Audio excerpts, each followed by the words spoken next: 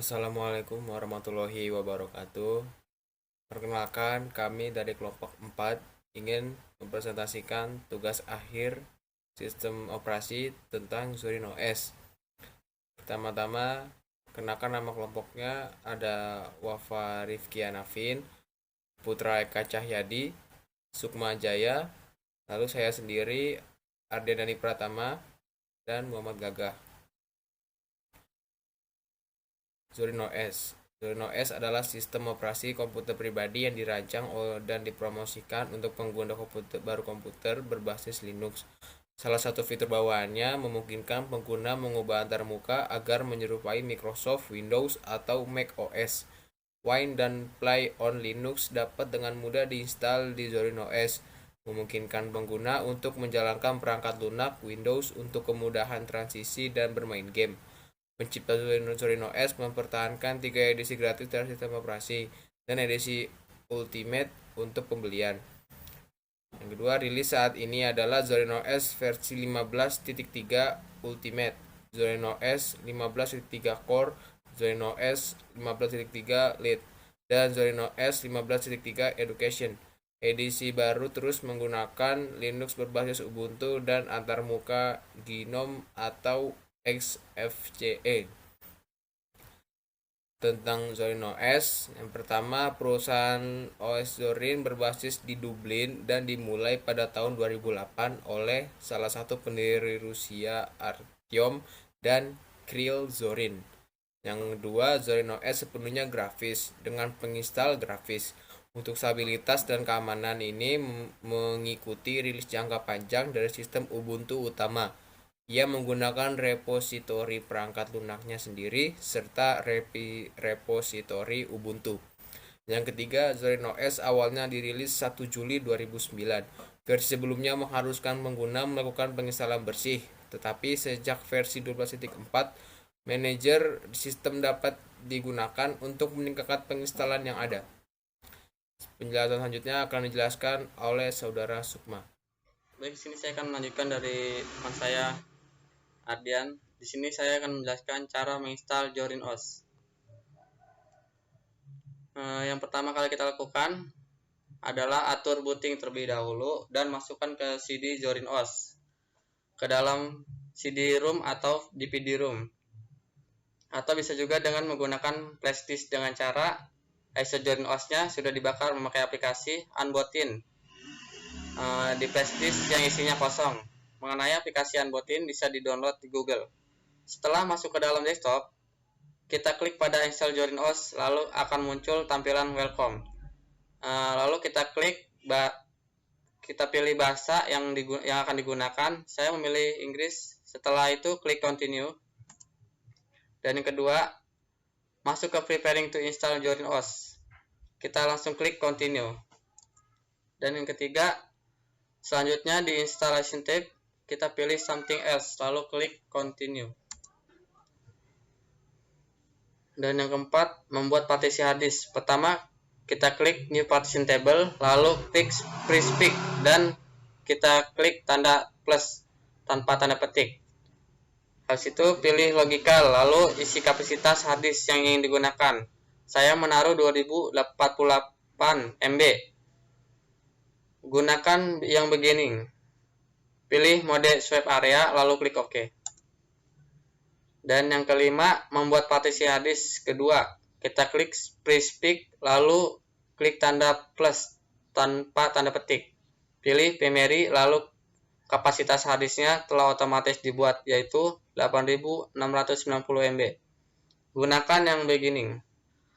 Pilih format ex4 journaling file system, dan mount point-nya pilih slash garis miring lambangnya tanpa tanda petik, lalu klik OK. Baik, yang keenam akan dilanjutkan oleh teman saya Eka. 6. Setelah selesai membagi partisi swap dan ext4, pilih yang sudah ada tanda contrengnya, lalu klik install now. Selanjutnya, pilih negara dan daerah Anda saat ini. Saya memilih Jakarta. Jika sudah, lalu klik continue. 8. Masuk di keyboard layout, kita langsung saja klik continue. 9. Selanjutnya kita masukkan nama komputer, username dan password yang kita ingin gunakan. Jika ingin memilih login automatically, maka sewaktu login komputer atau laptop secara otomatis akan masuk tanpa dimintai password.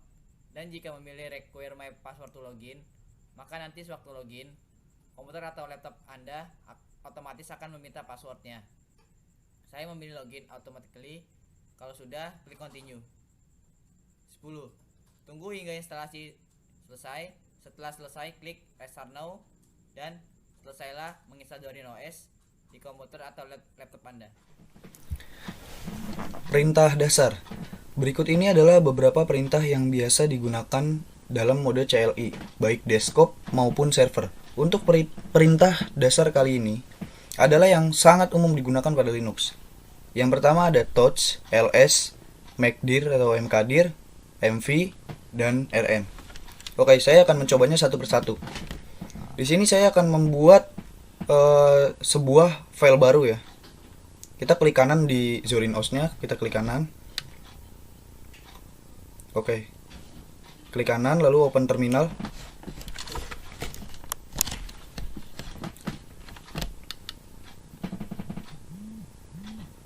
Setelah terminal terbuka, kita akan mencoba mengetikkan touch.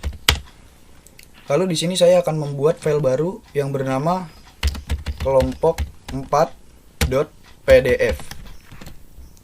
Lalu kita tekan enter. Selanjutnya saya akan mempraktekkan perintah kedua, yaitu ls, digunakan untuk melihat isi sebuah direktori. Kita ketikkan ls di sini lalu kita tekan enter. Di sini sudah ada kelompok 4.pdf yang tadi kita buat. Oke, sekarang kita akan mencoba perintah mkdir yang digunakan untuk membuat folder.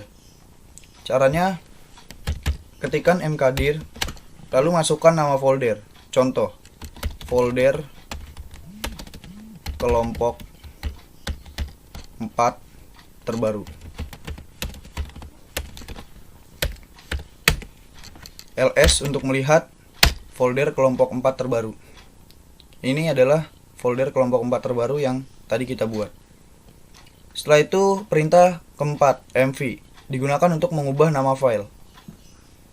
Di sini kelompok 4.pdf filenya ya, akan saya rubah ke kelompok 4.docx seperti ini.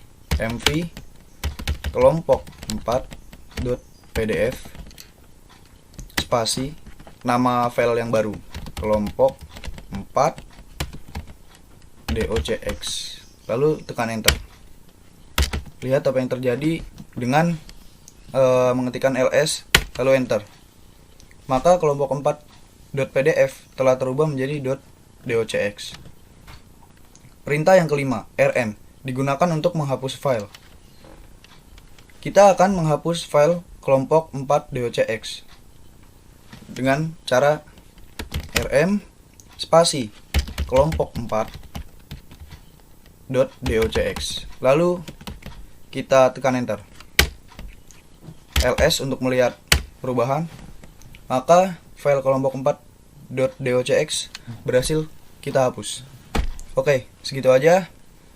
Assalamualaikum warahmatullahi wabarakatuh.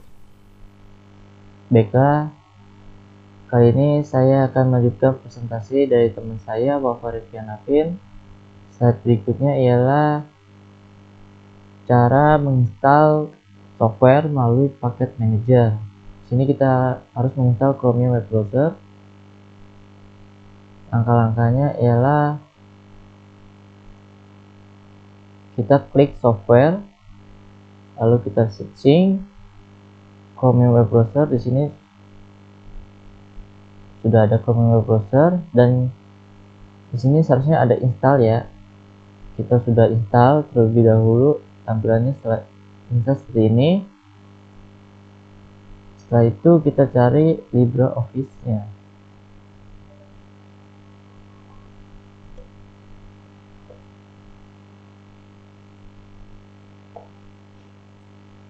Nah, kita klik.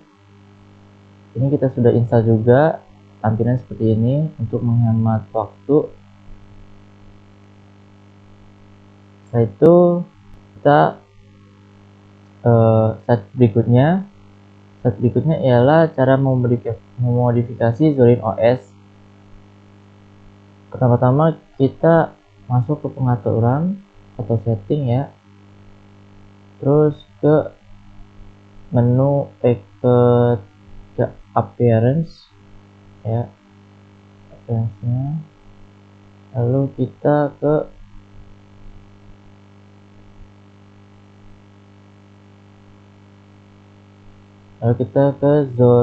klik Zorin appearance-nya.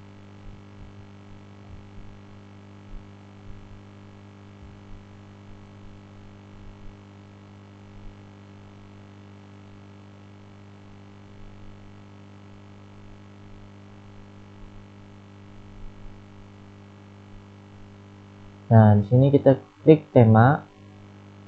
Nah, di sini bisa dipilih mau bikin terserah, mau apa, terserah teman-teman, keinginan kalian. Itulah cara memodifikasi Zorin OS. Sekian, terima kasih. Mohon maaf bila ada kata-kata kesalahan pengucapan dari presentasi kelompok kami. Mohon maaf sekali lagi. Wassalamualaikum warahmatullahi wabarakatuh.